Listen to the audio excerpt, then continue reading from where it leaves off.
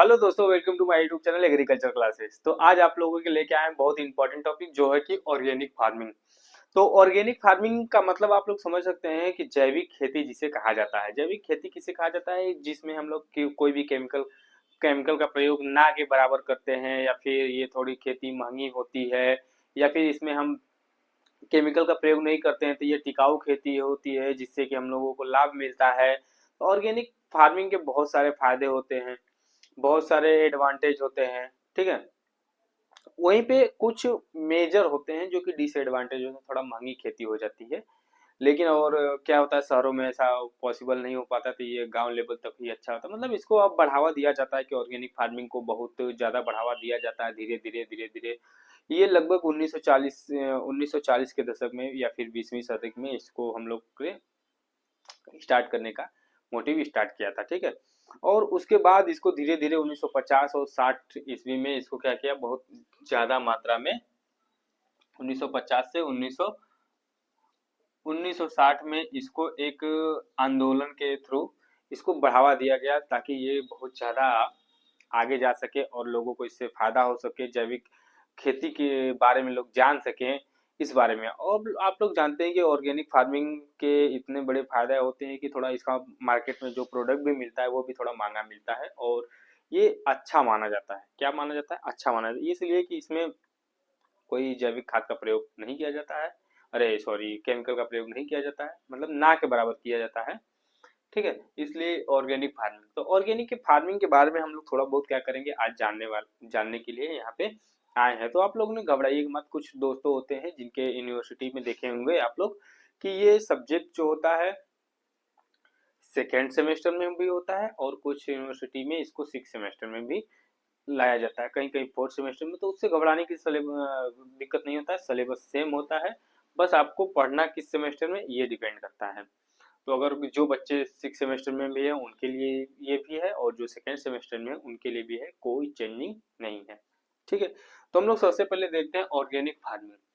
तो organic farming का मैंने यहाँ पे एक डिफिनेशन लिखा है छोटा सा, लेकिन डिफिनेशन आप लोग को बहुत सारे डिफिनेशन मिलते हैं, तो जैसा जैसा डिफिनेशन जिसको मिल जाए। तो मैंने अकॉर्डिंग टू IFOM के बारे इनका डाटा निकाल के मैंने यहाँ पे इसको मेंशन किया है, ताकि इसमें क्या होता है कि आई एफ कहाँ गया, हाँ, IFOAM जो होता है international presentation of organic agriculture movement जो होता है।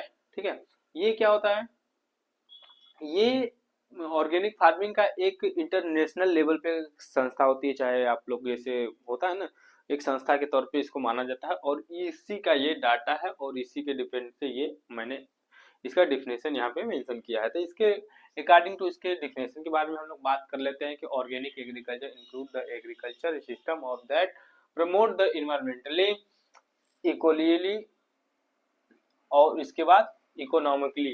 ठीक है, तो इसमें क्या होता है कि जैसे कि sound production food and fibre का इसमें प्रयोग किया जाता है, जिसमें हम लोग क्या करते हैं, प्रमोट करते हैं किसको, इन्वायरमेंटल को बेनिफिट बनाने के लिए, और सोशियोलॉजी, और उसके बाद इकोनॉमी जो होती है हमारी, उसको हम लोग क्या करते हैं, बढ़ावा देते हैं, ताकि वो एक अच्छा से काम कर सके और उस पर उसका एडवांटेज हो सके। ठीक है दोस्तों, तो उसके बाद हम लोग ने इसके बारे में जान लिया कि थोड़ा सा, उसके बाद हम लोग क्या करते हैं इसका, जैसे कि आप लोग ने एक डिफिनेशन और देखा होगा जिसमें हम लोग को लिखा होगा जैसे कि organic farming in agriculture system that use mineral और no chemical such as pesticide, fertilizer and manure and biological pest control का हम लोग क्या करते हैं, उपयोग करते हैं, जिससे हम लोग क्या ऑर्गेनिक फार्मिंग का डिफिनेशन के बारे में, नॉर्मल डिफिनेशन तो ये होता है, लेकिन अकॉर्डिंग टू IFM के बारे में मैंने यहाँ पे मेंशन किया है। ठीक है, वही उसके बाद बात करते हैं कि जब आप कोई कम्पिटेटिव एग्जाम देते हैं तो वहां से आपको सॉरी ऑर्गेनिक फार्मिंग का डिफिनेशन नहीं पूछेगा, वहां पे आप लोग को फादर पूछ लेगा, टर्म कौन दिया था, उसके बाद ऑर्गेनिक फार्मिंग का एरिया कौन सा है, फर्स्ट ऑर्गेनिक स्टेट कौन है इंडिया में, इसके बारे में आप लोगों से पूछ लेता है। तो हम लोग सबसे पहले बात करते हैं father of modern organic agriculture के बारे में। तो सर अवल्टन हावर्ड है, जो कि ऑर्गेनिक फार्मिंग मॉडर्न और ऑर्गेनिक एग्रीकल्चर के फादर बोले जाते हैं। ठीक है, ये एग्रीकल्चर इसलिए लिखा है कि जो ऑर्गेनिक फार्मिंग टर्म आता है जो एग्रीकल्चर के अंतर्गत ही आता है, यहाँ पे आप लोग ऑर्गेनिक फार्मिंग में लिख सकते हैं, कोई दिक्कत नहीं है। ठीक है, term organic farming was coined bye, मतलब ये जो टर्म दिए थे, जैसे कि आप लोगों ने देखा होगा कि जैसे कि लड़का पैदा होता है, चाहे आप लोग घर पे आए होंगे जब पैदा हुए होंगे, तो आपके माता पिता तो कोई और है, लेकिन नाम रखने वाले कोई और हो जाता है। मामा रख दे, नाना रख दे, नानी रख दे, मामी रख दे, भैया रख दे, भाभी रख दे, चाचा चाची, कोई भी रख सकता है, दादा दादी। तो उसी तरह ये जो फादर हैं इसके जो हैं वो सर अबल्टन हावर्ड हैं, लेकिन इनका जो टर्म वाइज कॉलेज वाइज जो होता है, जो टर्म दिए थे, नॉर्ड और बॉटलेट दिए थे। तो इनके बाद इनके ऑर्गेनिक फार्मिंग जो एरिया होती है, ठीक है, एरिया की हम लोग बात करते हैं, तो एरिया में ऑर्गेनिक जो फार्मिंग होती है, इसका एरिया में सबसे पहले आता है ऑस्ट्रिया, फिर उसके बाद आता है इंडिया, सेकेंड नंबर पे आता है, उसके बाद आता है अर्जेंटीना, उसके बाद आता है चाइना।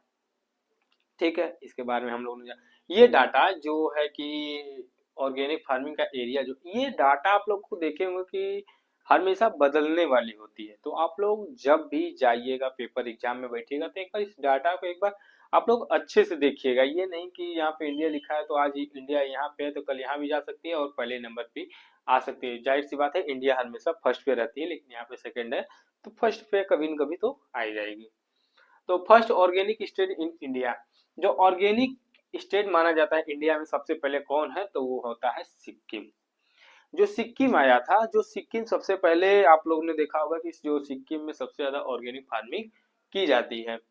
तो हम लोग ने इसके बारे में जान लिया। जैसे इसके बारे में ऑर्गेनिक फार्मिंग के बारे में और भी कुछ आप लोग जानना चाहते हैं तो इसके बारे में मैंने आपको बता देते हैं।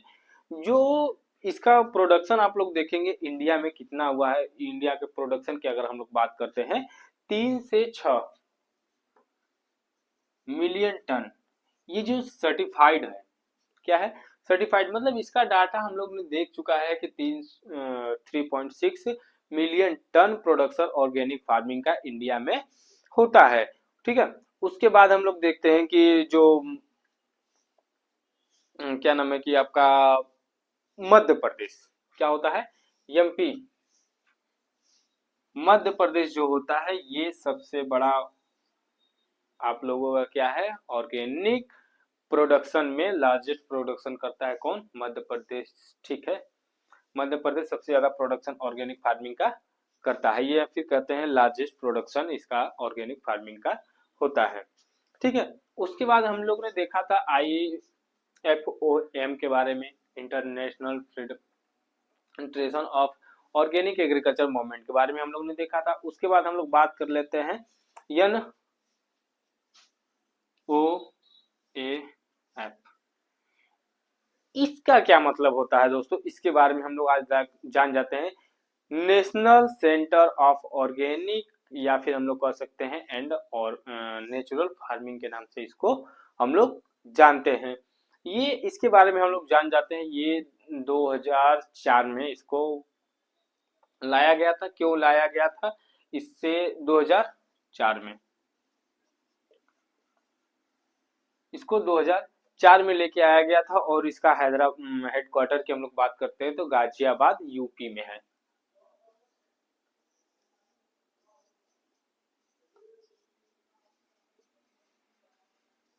गाजियाबाद यूपी में इसका हेडक्वार्टर माना जाता है, जो कि international national centre of organic agriculture या फिर फार्मिंग या फिर नेचुरल फार्मिंग के नाम से इसको हम लोग जानते हैं। ठीक है, उसके बाद हम लोग बात करते हैं सीधे अपने टॉपिक, मेन टॉपिक पे आ जाते हैं कि जैसे कि ऑर्गेनिक फार्मिंग में हम लोग ने जाना कि ऑर्गेनिक फार्मिंग करते हैं, क्यों करते हैं, इसके बारे में हम लोग ने तो जान ही गए थे। उसके बाद इसके ऑर्गेनिक फार्मिंग के प्रिंसिपल क्या क्या हो सकते हैं, इसके बारे में हम लोग ने आज देखते हैं। तो दोस्तों मैं कैमरे को देखने जा रहा हूँ कि कैमरे में ये वीडियो अच्छे से आ रहा है, इसलिए मैं थोड़ा कैमरे की तरफ जा रहा हूँ, इससे आप घबराइएगा नहीं। तो ठीक है, हम लोग इसके प्रिंसिपल की हम लोग बात करते हैं। प्रिंसिपल ऑफ ऑर्गेनिक फार्मिंग के जो प्रिंसिपल होते हैं वो क्या होते हैं, तो जाहिर सी बात है हर जगह आप लोगों ने देखा होगा कि प्रिंसिपल जो होते हैं यही मुख्य रूप से 4 होते हैं। क्या होते हैं, मुख्य रूप से यही प्रिंसिपल इसके 4 होते हैं, 4 प्रिंसिपल होते हैं, जो कि प्रिंसिपल ऑफ हेल्थ हो गया, प्रिंसिपल ऑफ इकोलॉजी हो गया, प्रिंसिपल ऑफ फेयरनेस हो गया, प्रिंसिपल ऑफ केयर हो गया। तो सबसे पहले बात करते हैं प्रिंसिपल ऑफ हेल्थ के बारे में। हम लोग बात करते हैं कि प्रिंसिपल ऑफ हेल्थ क्या होता है। जैसे जाहिर सी बात है, आप ऑर्गेनिक फार्मिंग कर रहे हैं, तो आप सीधे सीधे बात करिए ना कि ऑर्गेनिक फार्मिंग से आपको फायदा क्या हो रहा है।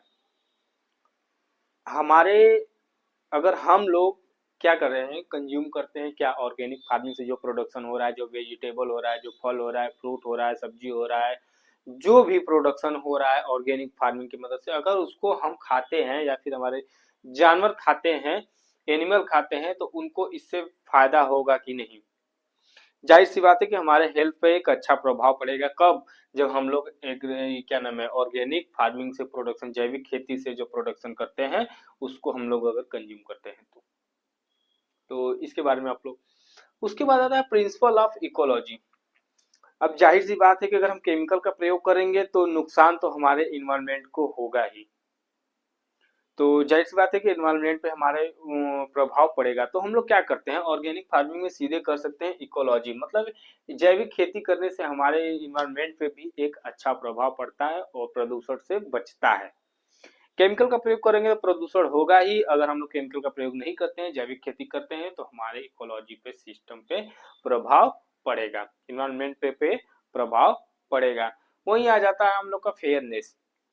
तो एक फेयरनेस सबसे बड़ी जरूरी काम होता है। जैसे कि हम लोग ने ऑर्गेनिक फार्मिंग कर रहे हैं, तो ऑर्गेनिक फार्मिंग में क्या होता है कि लोगों को जैविक खेती के नाम पे लूटा जाता है।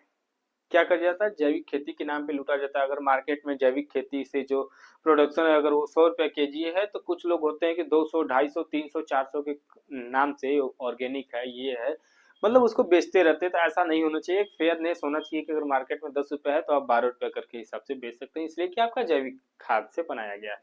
ठीक है। उसके बाद आता है हम लोग का केयर। हम लोग केयर की बात करते हैं, प्रिंसिपल ऑफ केयर की हम लोग बात करते हैं, जिससे हम लोग कह सकते हैं कि इससे हम लोगों को क्या प्रभाव पड़ता है। ठीक है। तो क्या प्रभाव पड़ता है कि ये जो केयर होता है, जिस देख रेख देखभाल जिसे कहा जाता है, जैसे हम लोग ने ऑर्गेनिक फार्मिंग की है तो हमारे ऊपर अच्छा प्रभाव पड़ेगा। तो इसको ऑर्गेनिक फार्मिंग में क्या, हम लोग को देख रेख अच्छे से मेंटेन करके रखना पड़ता है, इसलिए हम लोग को ऑर्गेनिक फार्मिंग कहा जाता है। तो ये आज का हम लोग का फर्स्ट लेक्चर था, जिसमें हम लोगों ने ऑर्गेनिक फार्मिंग के बारे में जाना, उसका डिफिनेशन के बारे में जाना, उसका प्रोडक्शन कितना होता है, उसके बाद इसको बढ़ावा कब दिया गया था, 1950 से 60 ईस्वी में आंदोलन के द्वारा इसको बढ़ावा दिया गया था। NOAF क्या होता है, 2004 में इसको कॉन्स्टिट्यूट किया गया था। उसके बाद एमपी, और इसका हेडक्वार्टर हैदराबाद यूपी में है। एमपी में लार्जेस्ट प्रोडक्शन होता है। फिर उसके बाद हम लोग ने फादर के बारे में जाना, फादर ऑफ मॉडर्न एग्रीकल्चर कौन है, टर्म टर्म ऑर्गेनिक एग्रीकल्चर मतलब उसका टर्म कौन दिया था, ऑर्गेनिक फार्मिंग का एरिया कितना है, कितने नंबर पे इंडिया आता है, फर्स्ट ऑर्गेनिक स्टेट कौन है, सिक्किम है। इसके बारे में हम लोग ने जाना था। उसके बाद हम लोगों ने जाना था थोड़ा बहुत इसके बेसिक। उसके बाद हम लोग सेकंड टॉपिक में बात करेंगे, जैसे कि सेकंड टॉपिक में हम लोग देखेंगे अभी, सेकंड टॉपिक में हम लोग बताएंगे आपको। सेकंड थंबनेल आप देखेंगे, जैसे कि अभी बचा है इसका हिस्ट्री ऑफ ऑर्गेनिक फार्मिंग। ठीक है। उसके बाद इसका बचा था need of organic farming, advantage of organic farming, organic nutrients resources क्या होते हैं, अगर ऑर्गेनिक फार्मिंग कर रहे हैं तो पेस्ट अगर लग जाएगा, चाहे वीड लग जाएगा, तो उसको आप लोग कंट्रोल कैसे करेंगे। तो ये हमारा सेकंड टॉपिक में आएगा, सेकंड लेक्चर में आएगा, इस पे आप लोग देखिएगा। तब तक के लिए धन्यवाद दोस्तों, मिलते हैं नेक्स्ट वीडियो में।